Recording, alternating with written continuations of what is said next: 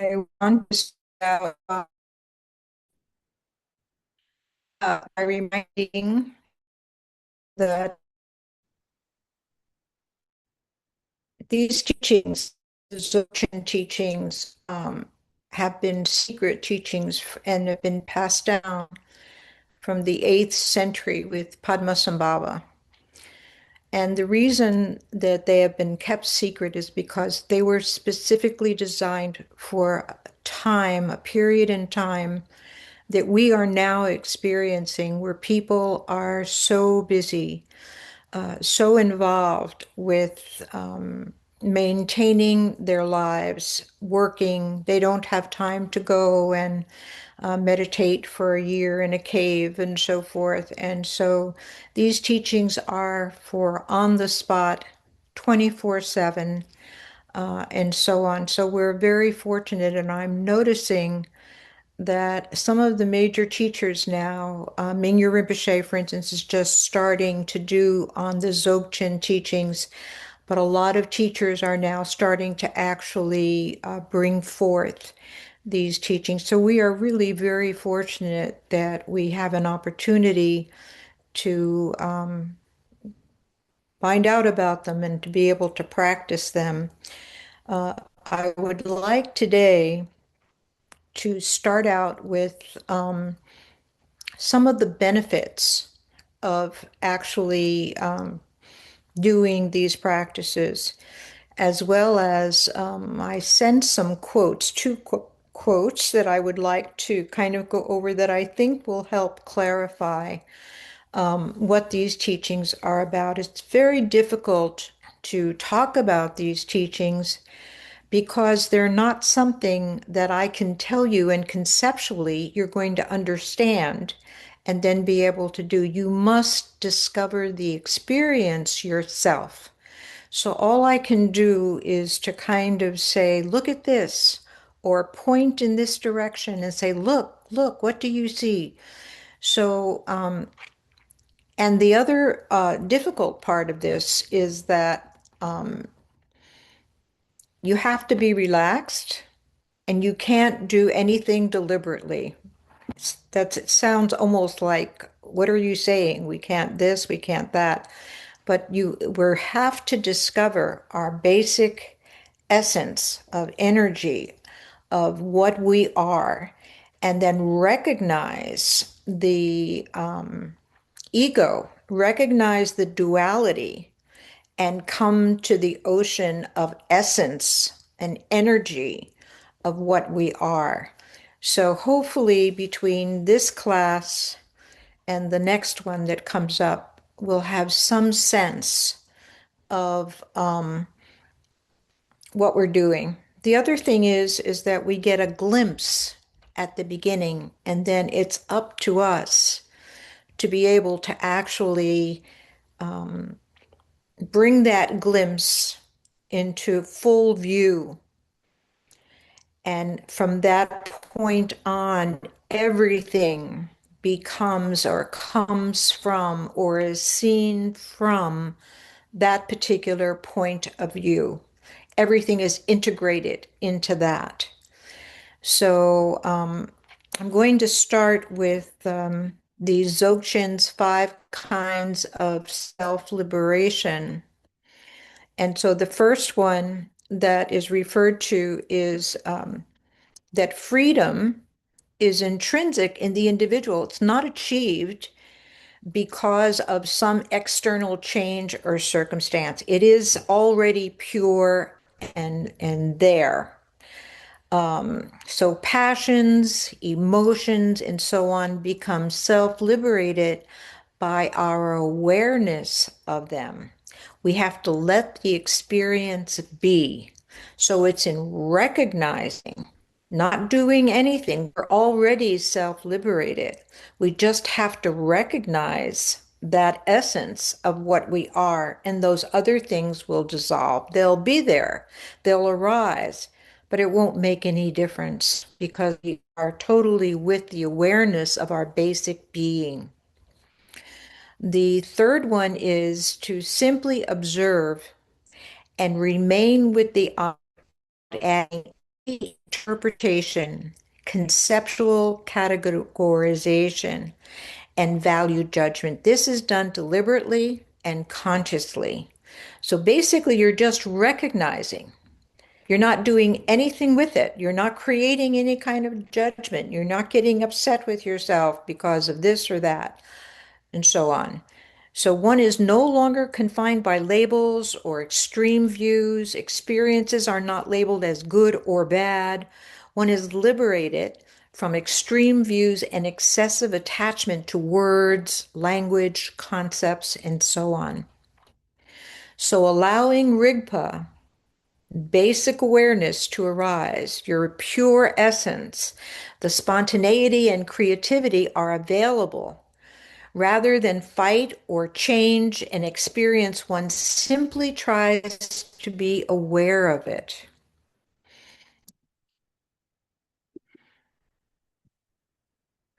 So there are two aspects to awareness. One is that there is a sense of space in our state of mind. If you'll remember back, we talked about one of the things, the definition of space. Space is where you are right now. The space you are in, that you're sitting in, that you're inhabiting, that space is with you. That is the space we're talking about. And what happens is that you come back to that space. That brings your awareness into the present moment, into now. So we never leave the space. Our mind can have thoughts, we can think, we can do, but we never leave the space. The space is always present. Our awareness is always here. Regardless of whatever else is happening, we are aware of the space that we are in, that we are inhabiting. And we begin to see the connections between our thoughts and our emotions. Emotions are nothing more than charged thoughts. So you begin to see if you have an emotion, it's because you're feeding that thought. And every time you feed that thought, it becomes stronger. And then eventually you lose your awareness of the space because you're totally into whatever strong emotion that has been created through paying attention to those thoughts and adding energy to them. We are able to separate our projections about people and things from how they actually are. When you see someone and they have a particular action that you associate with something aggressive or that you don't like or that you feel uncomfortable with, right? Immediately, our perception is an opportunity to judge that person and label that person, and you solidify that person based on your particular past experience of your judgment, your perception. And every time you see them, you put that on them, and that's who they are. So at some point, we begin to see that there's more to people than just the perception that we have put on them at that point in time. We have to be open to not judging and closing down our perception of a particular situation or person because we have made this assumption of them. We can separate the present moment from the past and so on. In other words, you had a big fight with someone, and now that person is come toward you. So rather than have an open space that has not been polluted in any way, you are now freezing that space with all of the arguments that you have had with respect to that person or that situation. And so, can you really totally have open communication and freedom to be able to experience right here, right now, this moment with that person without bringing in all of that from the past? And then again, we begin to recognize our habitual patterns. And that's really important. This situation arises, we automatically do this, and we have them. Trungpa Rinpoche would refer to those as the cocoon. We have our cocoon, and we have to undo those behavior patterns so that we can meet the present moment fresh and alive. So the Dzogchen is basically the path of self-liberation, and it's self-liberation because, as I said previously, we're already free. Our basic essence is free. It's liberated. There's nothing that we have to do to change anything. We just have to recognize what it is. And then by the recognition of that, it automatically changes. So the method is to work concretely, directly with our experience. When we are in a state of contemplation, there is no concept of good or bad, pure or impure. This is dualistic vision. You observe yourself instead of looking at objects. You see your limitations, your condition and existence. You observe yourself rather than judging others. In other words, the symbol that they give for this is the mirror. The mirror doesn't have any judgment. Whatever presents itself in front of it, it pictures it. But there's no good, bad, yes, no, well, we won't mirror that. We're going to limit it to just this. This is our view, and so forth.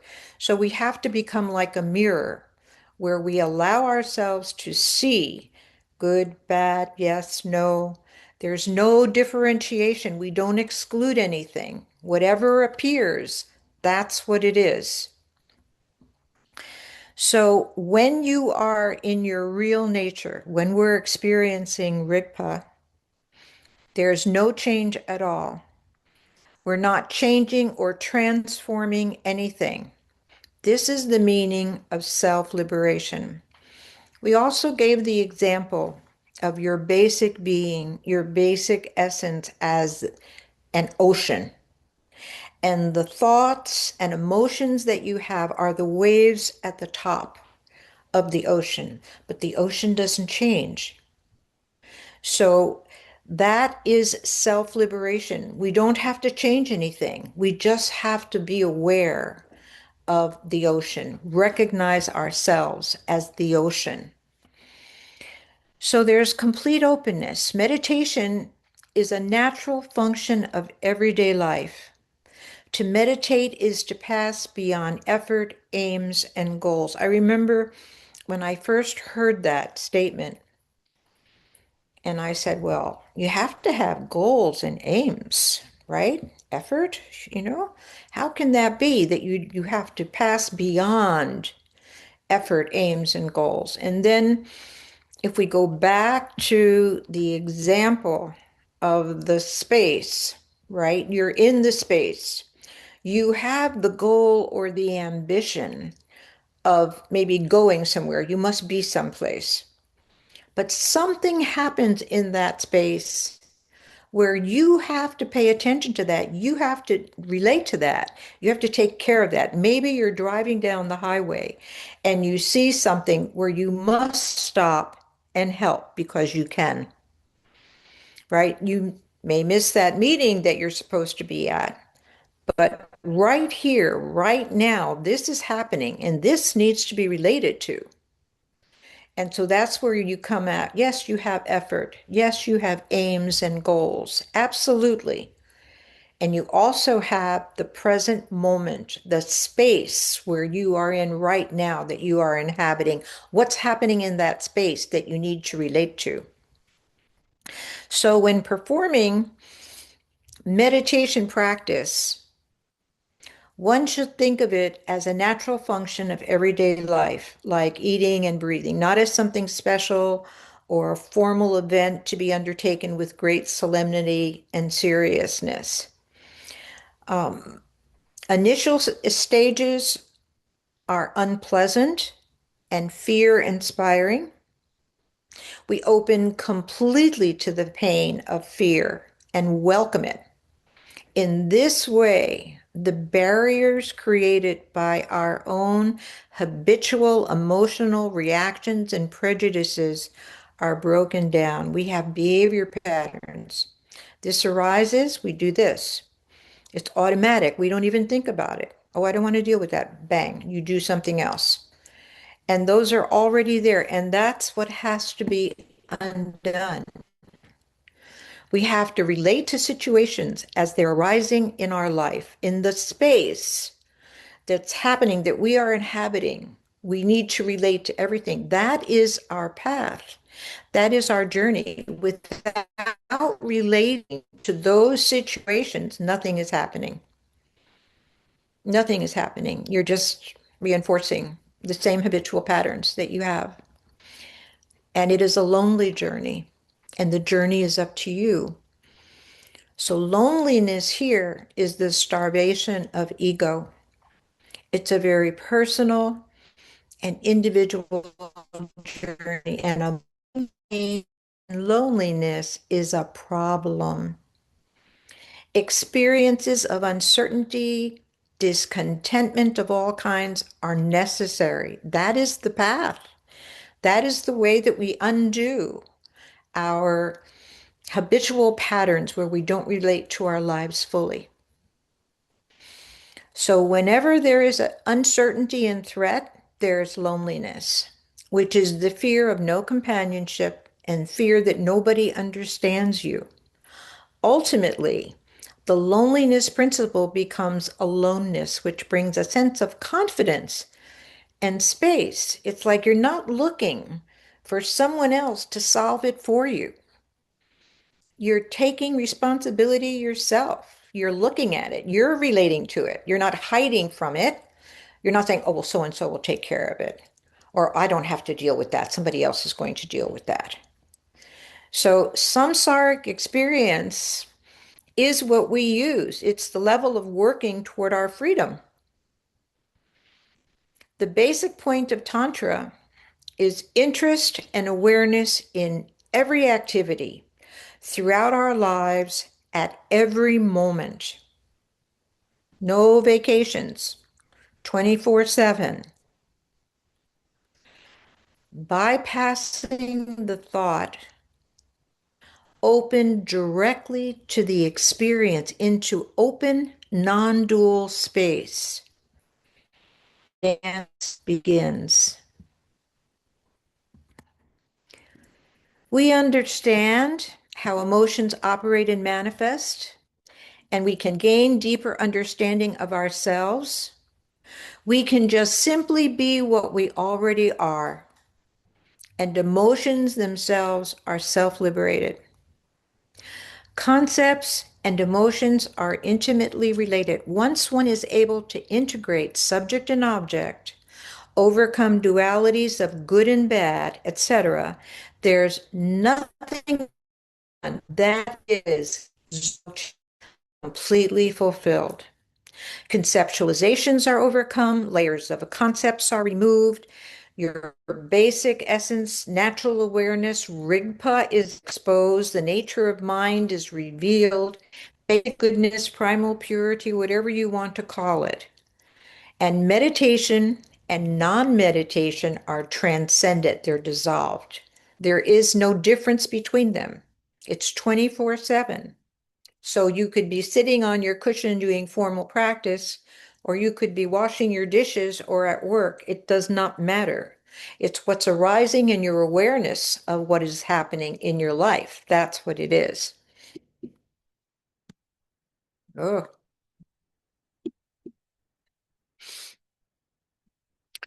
So if we look at the actualization of the ground, being able to accept ourselves as we are, that is the starting point. That's the mirror. We're back to the mirror. We have self-confidence. We can accept criticism, rejections, and so on. Confidence comes from within. It's not dependent on outside causes and conditions. The meditative state is the same as the non-meditative state. It's continuous, 24 hours. We talked about the warrior in the world, and the warrior, as we had mentioned before, is not about creating war, fighting in war. It's about facing our fears, our discomfort. So, having learned not to turn away from fear, we can extend that practice into everyday life situations without the barrier of the cocoon. This takes daring. We talked about Trungpa Rinpoche using the analogy of the cocoon, our behavior patterns that we wrap ourselves in, that we have to undo to be fully liberated. So our genuineness manifests as softness and sensitivity to the world. Through daring and gentleness, we open to a clear perception of the world and its feedback. In doing so, our fixation on our own point of view relaxes, and we learn that we can work with whatever situation arises. We can experience the world as open to possibilities because we have no project to defend. We can pay attention to what is happening without prejudice. We don't have to exaggerate our experience or dress it up in dramatic storylines. We don't have to interpret our perception of the world in our own terms. By approaching the world with the attitude of questioning and inquisitiveness, we see it from different angles. We begin to understand how other people relate to their world because we do not have a program that we are trying to impose. And that now comes to the point of the quotes, the two quotes. I know that one was very long, but what I'd like to do is, I don't know if you want to break up into discussion groups, or what I thought we could do is like read a few lines, and if anybody had any questions, we could actually look at what those questions are. Um, does that sound all right, or does someone else have another idea? Okay, so if we take the first one, which is the long one, Chogyam Trichin Rinpoche, who was from 1920 to 2007, was a master meditator, poet, scholar. He was the personal teacher to the Dalai Lama, and to the head of the Sakya tradition, the 41st Sakya Trijin, and so on. And so I thought this particular little piece that he wrote would help us. And now I want us to look at it from the point of view of actually seeing if we understand what he's saying. Because even if we don't, we have instruction so that when we do our sitting meditation, we could go in that direction, we could move in that direction. So I'm going to start here by just reading, and then I'm going to stop, and then I'm going to ask if there's any questions, and then we can proceed from there. So, Dzogchen meditation is practiced in order to bring forth what is latent or hidden in our subconscious or unconscious. It is used to bring forth what is already there. These emotions, prejudices, attitudes, and disturbances have a direct or indirect effect on our lives. Being able to relate to others is difficult if we are not able to relate to ourselves. As long as one is right there in the present of one's emotional state, then one is in a meditative state. And that's important because it doesn't matter, oh, I'm totally calm and I can handle whatever it is that arises and so forth. And then when you're totally distracted and crazy, running around and so forth. That is the same. That's another meditative state. It's just a matter of being aware of that. Where is your awareness when that is happening? It maybe look like it's scattered, um, but that's not necessarily the case. You could look crazy, and that could still be sanity underneath. You're in the ocean. As long as that ocean doesn't leave you and you get lost in the waves and the thoughts at the top, that's something else. And so he says here that mental events and activities need to be assimilated rather than pushed aside, judged, or proliferated. So, are there any questions up to this point that anyone might have?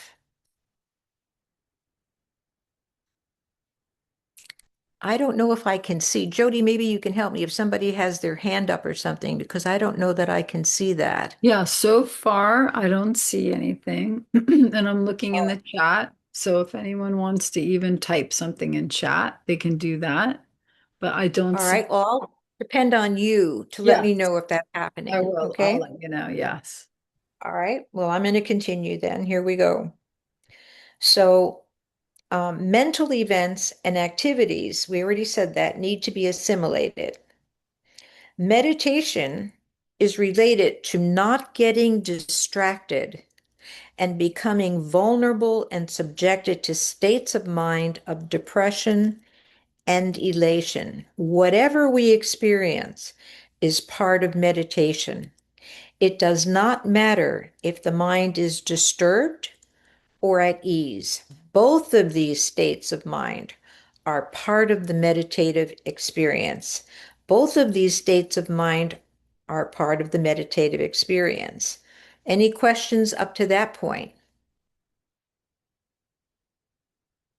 Okay. Awareness, the ocean, can cut through thoughts. Awareness cannot be broken, harmed, or disturbed by thoughts. The nature of mind is compared to the middle of space. While it is empty like space, it has clarity and knowing, unlike physical space, which does not know anything. When we talk about the Dharmakaya, we talk about our essence, we say that it has emptiness and luminosity. So that's basically what we're saying here. Empty, but yet there's a clarity, there's luminosity, which is a knowing quality, wisdom. Unlike physical space, which does not know anything, as we learn to let go of grasping and fixation, which tie down and narrow our experience of the view, our recognition expands. So, our narrow down our experience of the view is when you lose the ocean, when you lose the space, and now you're totally with your thought. Your thought has captured you and taken you away. That's when you've lost the view. Then he quotes Sakya Pandita and he says, in between two thoughts, an unbroken continuity of clear luminosity. And this is the key. When you are doing your meditation practice, your sitting meditation practice, and you're no thought, but you're there, you're just sitting in the space, nothing's going on. It's so subtle, we miss it all the time. That's it. That space, that openness, just there.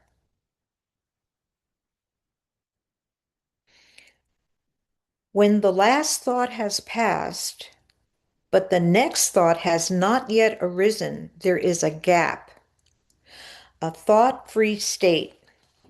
While this state is free of thought, it is not a blank, unknowable state. There is a knowing aspect that experiences everything. When this is recognized in the thought-free state, in between two thoughts, is reality and unbroken continuity of clear luminosity. So it's your intelligence doesn't leave you. Your awareness doesn't leave you when you're not having a thought. It's right there. It's in the space. It's knowing. If anything happened in that space, you would know it because your awareness is there to observe it. I see something here. What is the relation between emotions distracting our, whoops, I'm sorry, it's gone now. Jody, can you read that for me? Yeah, so what is the relation between emotions distracting our attention from the space or losing the view, and conceptual projection as concealing the true nature of the space, if I'm saying that correctly? And that comes from Leah Goldstein. Okay. When you have a thought and it takes you away, right? You're no longer in the space. Your awareness is now with your thought. You're thinking about that. So if while you're thinking about that, it's like, oh, you wake up, maybe you're doing your meditation, right? And you have a thought and you're away. And then all of a sudden you say, oh, I'm supposed to be with my breath. I'm supposed to be here. I'm not supposed to be thinking. When you have that experience, that's called the echo because now you're back to the space. But while you were away, and see, the whole object here is that you have the thought, but you never leave the space. So the thought comes up, but you don't get raveled up in it. You just recognize that it's a thought, and you can see what the thought is. You can oh, it's about this, da da da, but you don't.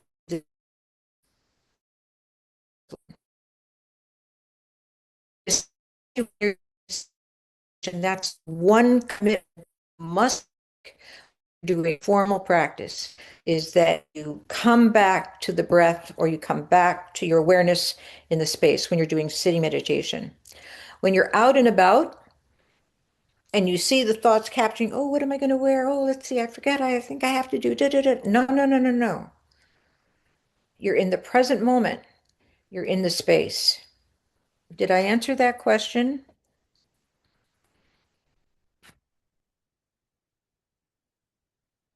She Oh, said, okay. yeah, she said thank you. So I think you did. Okay. So, um, once recognized, this continuity of clear luminosity is quickly lost to us, although it always remains. It always remains that awareness when you come back from thinking something, right? And you're coming back to the space, you're coming back to the space. The space doesn't go anywhere. It's always there. It's always luminous. It's always there. So you have to, so the object is not to get lost in the thought, but to always be in the space. It is lost as we again fall out of the thought-free state and become involved in thinking. So we must apply the meaning of Sakya Pandita's words again and again. We return to the state between two thoughts, coming back to the breath, recognizing the empty essence of our mind. This thought-free state must be entered without any grasping or clinging to the experience of emptiness. The quality of empty knowing without grasping that remains within the thought-free state needs only to be recognized. This is so important. Oh, I've got it now. I got it. I'm back to here. I don't, No, no, no. It's like you have to be relaxed. You can't do anything. You can't do anything in your mind. Oh, I've got it now.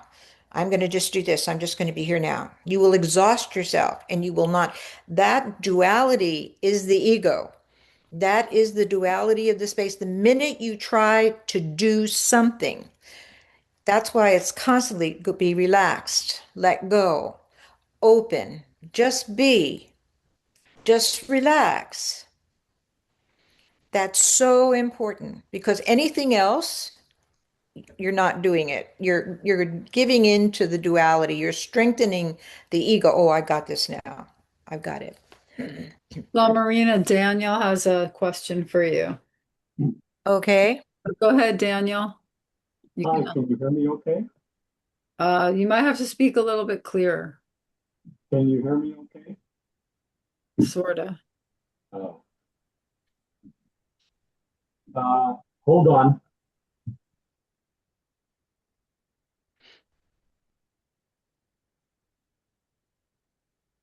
Can you hear me now?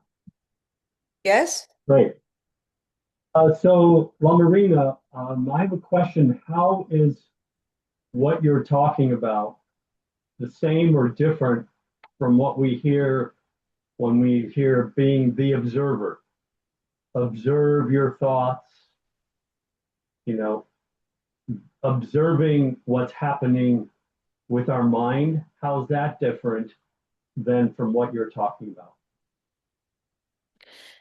The only difference, it's not different. The only difference is if while you're thinking of what you're observing and you're having any kind of value judgment or judgment about what you're listening to, it's when you bring in that element of judgment or analysis or to what it is that you're listening to. That's the problem. To understand and to just hear what it is and to just let it be what it is without categorizing it good, bad, right, wrong, having an opinion about it, and so forth and so on. That's the difference. You're just hearing it, observing it, but without any judgment attached to it. And not only no judgment, but you have not left the space. There's still space around what it is that you are observing, if that makes any sense. That's hard to explain. It's like, Yeah, well, I think it does. It sounds like what you're saying is you can be an observer if you're not entering into a commentary or dialogue about what you're experiencing. yes, yes, as long as you're observing,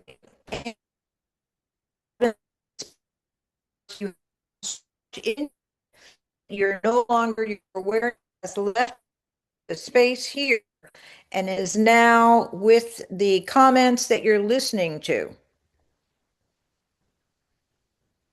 I don't know how I can explain that further. I mean, as far as the But Dilgo Kensei Rinpoche has a little thing, I'll see if I can find it before we leave tonight, where he talks specifically about that. It's it's not that you don't recognize what is being said, but you also have to have the space around it so that you don't go into it. I don't know else. In other words, you hear it, you understand it, but your awareness is still here in this space and you haven't like attached yourself to it. Like there's still you're still recognizing it as a separate thought.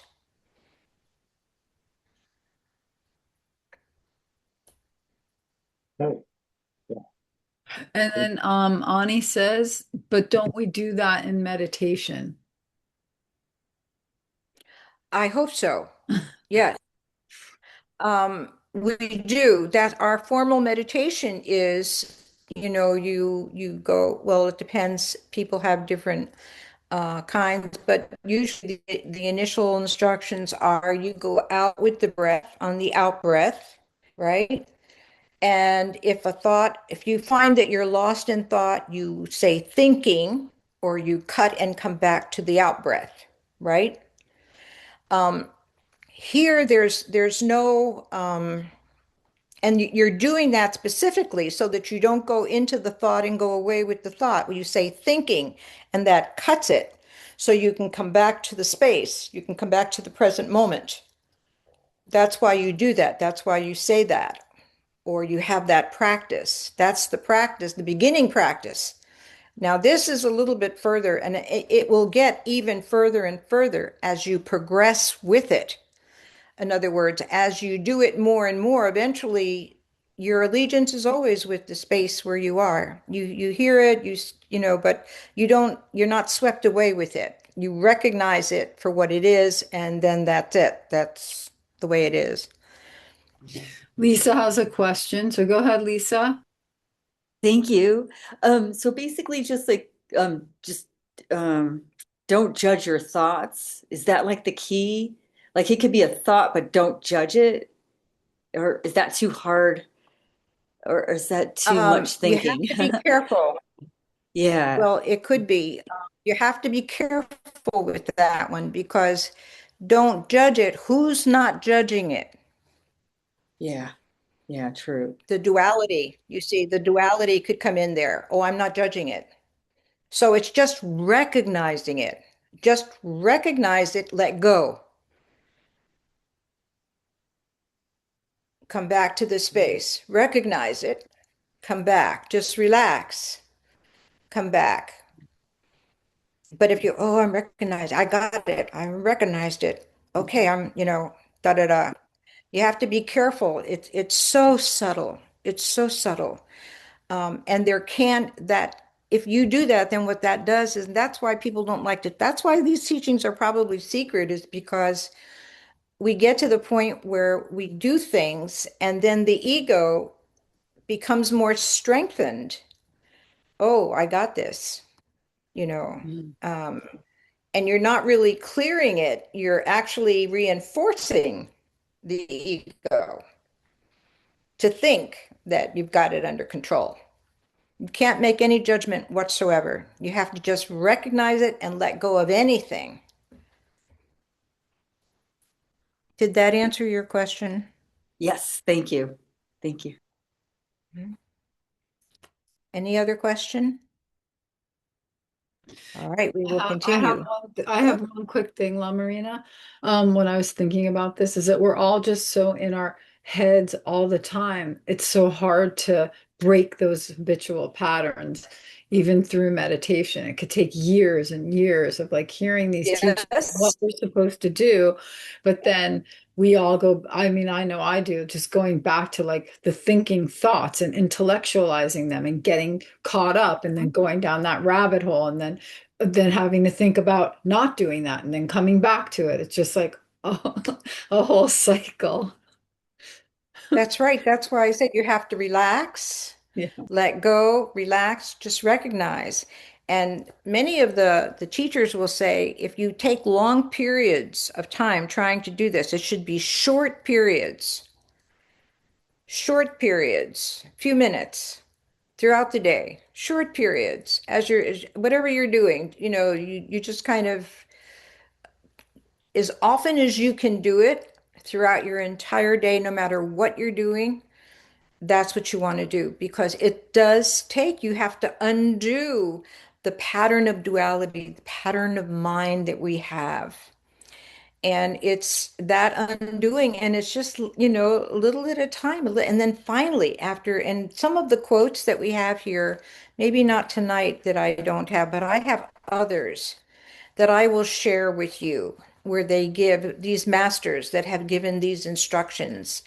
And sometimes, you see, oh, yes, that's, and then you can, and the more that you move in that direction, eventually things change. We have to remember that we're all just starting out and that we have to repeatedly do these things over and over and over. And then gradually things lighten up until the point where we recognize and we have stillness and we have the occurrence of arising thoughts, movement of thoughts arising, and then we have awareness that that's happening. And then at some point, it doesn't make any difference because you don't want the mind to be, the mind isn't just still.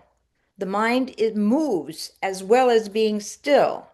And so if there's an observance and then, and so on. And so we have to be aware of this. And eventually it just kind of smooths out so that it happens still, there's happening, it's over, but you've never left the space. You're still there. So I saw something come up, but I didn't quite get what it was. Oh, it's a Daniel just put in a link for Ken Arthur wrote A Single Sufficient Virtue. He recommended it and set the link. And then also Ani raised her hand. So Ani, do you have another question? Yes, I have many questions, but I'll make it very, very, very succinct. Would the difference between Dzogchen and insight or Vipassana Shane be the space that is so very fleeting in meditation, and with Dzogchen practice, you become more acquainted with that space? I don't know how else to put it. It's the second I realize that I'm no longer aware of my breathing, my mind has gone off. That split second, there's a space. There's a flavor there that makes me, for example, realize that I've gone off my thoughts. I've gone off my breathing. I'm off someplace else. It's a split second thing. That's called echo. That's called echo in Tibetan Buddhism. Okay. Echo, that you're back. But once you realize that, you're back. As soon as you recognize that you were taken away with your thoughts and now you're back, you're back. Yeah. So that's now the with Thank you. the outcome for Mahamudra and Dzogchen are exactly the same. However, with Mahamudra, you have transformation. You transform yourself into the deity and you integrate the negative things that are happening and so into so that your view is totally pure. So there's an integration of the negativity into the purity. For instance, you're the deity, right? And you want all beings to be free. You don't say all beings except for Sally and John and so that I'm having an argument with, right? It's you want for all sentient beings to experience that. So it's transformation. When you have the Hinayana, the Shravakayana, and the Pratyeka those two Hinayana yanas, they have renunciation. They renounce because they realize that these things are creating negativities for them, so they renounce them. When you hit the Mahayana, then it's different. There's transformation. So the Mahayana, especially with Tong Lin, for instance, you're taking any situation that arises, you have little slogans where you're transforming the negative behavior patterns that you have. This is what you do. This situation arises, you have this slogan, you do this. So you're again transforming. But in Dzogchen, what you have is you're going directly to the ocean. You're going directly to the essence of your being. And there's no black, white, red. There's no pure, impure, good, bad. You're going directly to your essence. And the mirror is looking at, not at the out there judging, analyzing, no, no. You're looking at yourself. Now you have a choice. You're looking at yourself, so automatically you're seeing the positive, the negative, but there's no judgment. It is what it is. But now you can decide what your karma is going to be by actually the actions that you do. You try to undo. And that's why I said that the negativities that we perform are our way of undoing those things because we see them clearly what they are. We're not looking at out to others and judging them. We're looking totally at ourselves and what's happening within ourselves. And so with Mahamudra, you have the deity integrates the negativity into the positive. so that it's positive. So the final outcome of Mahamudra is exactly the same as Dzogchen, but the method that you use was transformation, not self-liberation, because in the Dzogchen view, you're perfect. There's nothing you have to do. There's nothing that you have to, it's already perfect. It's just that there's the confusion of looking at it. And then you recognize that's it. You need to recognize it. Does that answer your question? Yes, thank you very much. That's like a huge mirror. Yes, thank you very much. You're welcome. Clears things a lot. Thanks. Are there any other questions regarding that? I saw something come up, but I don't know what it said. No, everything. That's it. We're okay. Hmm. Okay. See if I can figure out where we are now.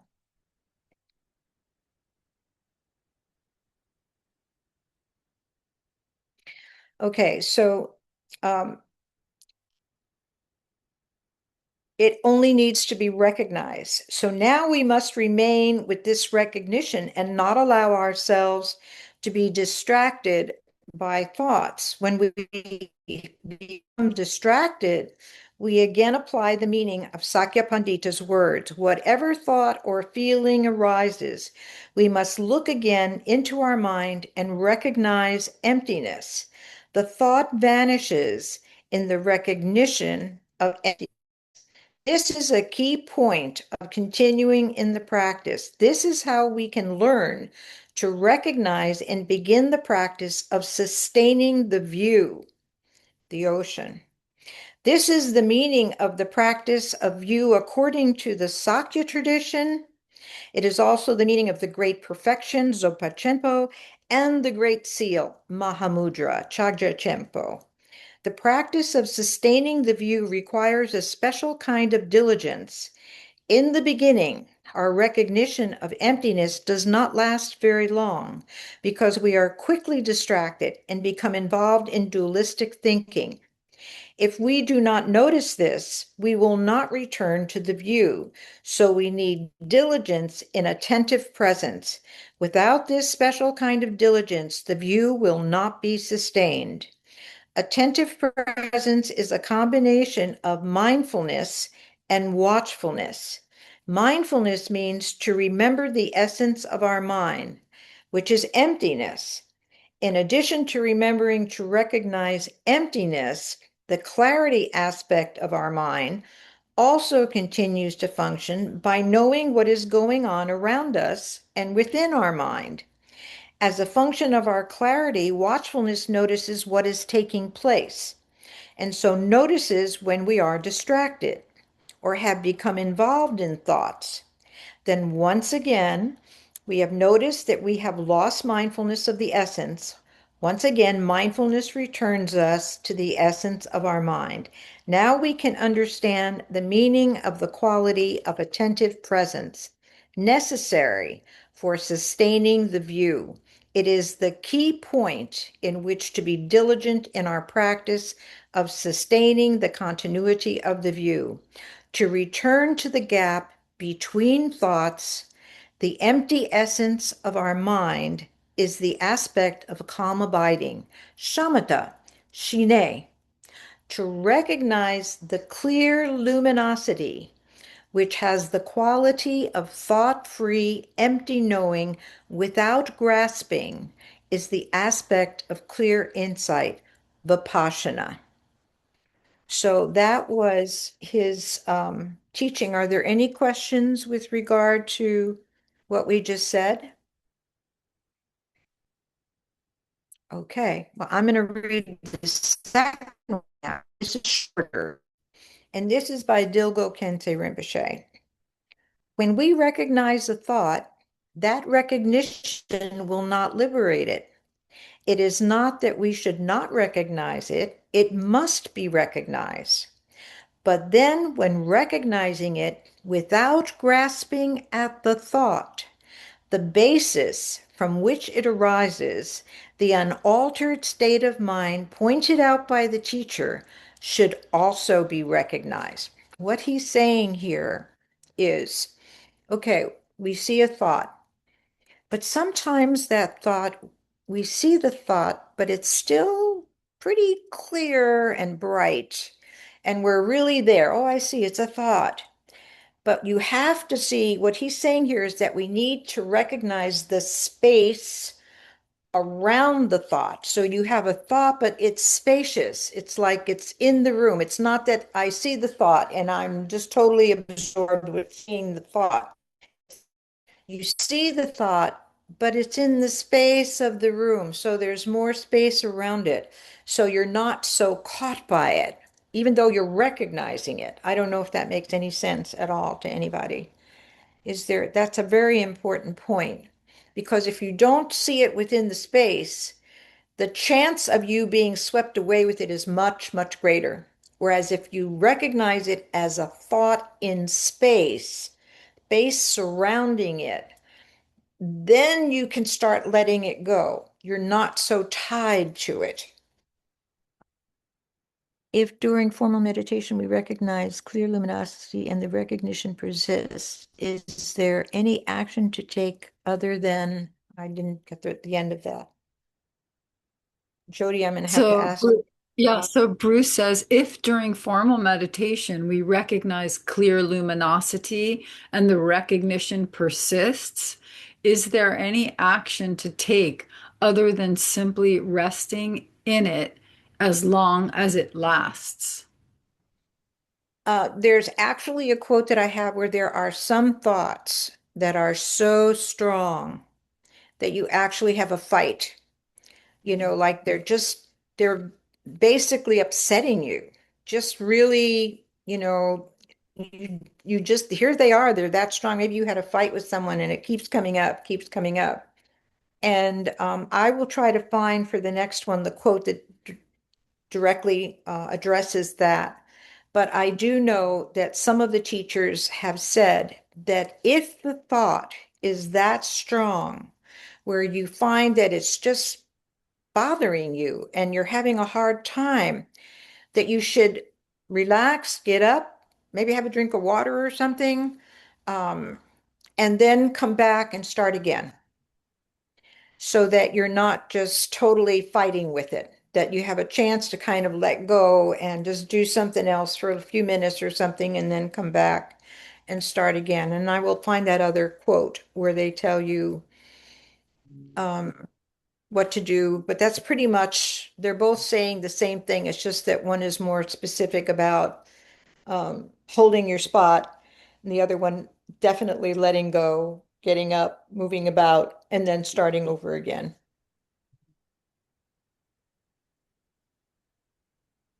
This is a thought-free state. It's the gap, and it persists. Oh, no problem. No problem at all. Just stay right. Just recognize, relax, do your meditation practice, whatever it is. That sounds fine. That sounds fine. If it's a gap, the gap is the window to your basic essence, to the ocean. That's the gap. The gap is your ocean. The gap is the openness.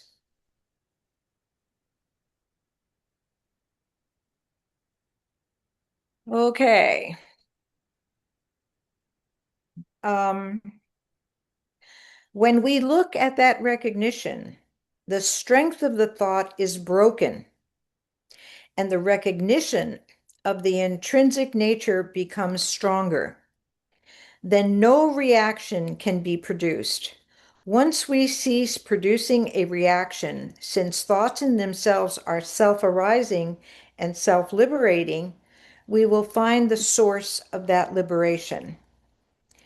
Being taken in by a thought is like being afraid of a man wearing a lion's mask. But if we know that the nature of thoughts is emptiness, like realizing that it is only a man wearing a mask, the strength of the thought will be broken and we will naturally relax. So that was Dilgo Khyentse Rinpoche Are there any questions about anything now at this point? How are we doing on time? Okay, 10:30. There is another, I can do one more quote. This one is a little long, but it goes pretty much. Let me see if I can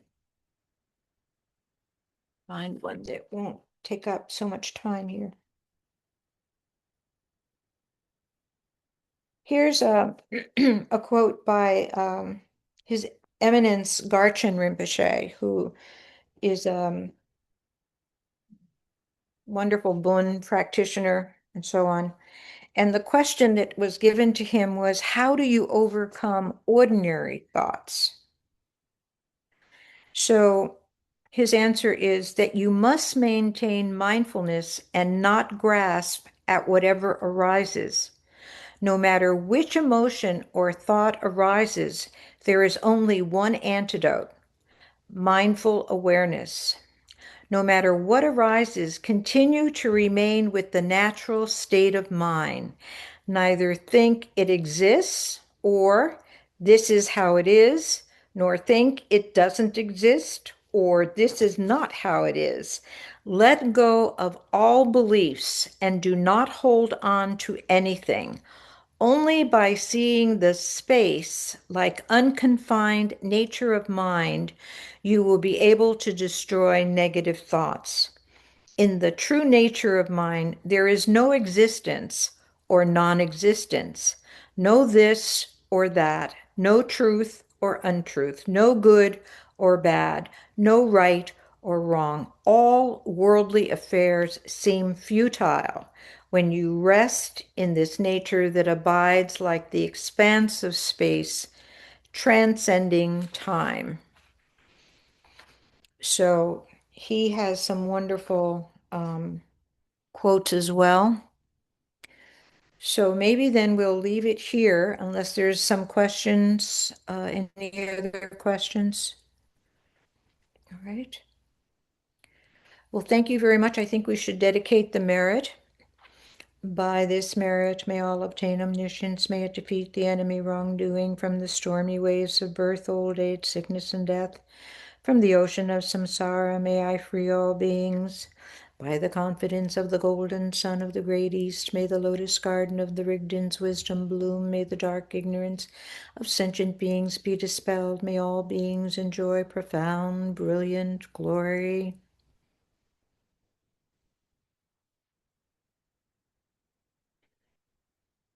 Thank you very much. Thank you, Lama Rina. Thank you, Lama Rina. We'll see Thank you you, next Lama month. Rina. Thank Okay, you. thank you. Bye, everybody. Stay well. Thank Bye. you for You being too. here. Bye-bye. Bye. Good night. Bye.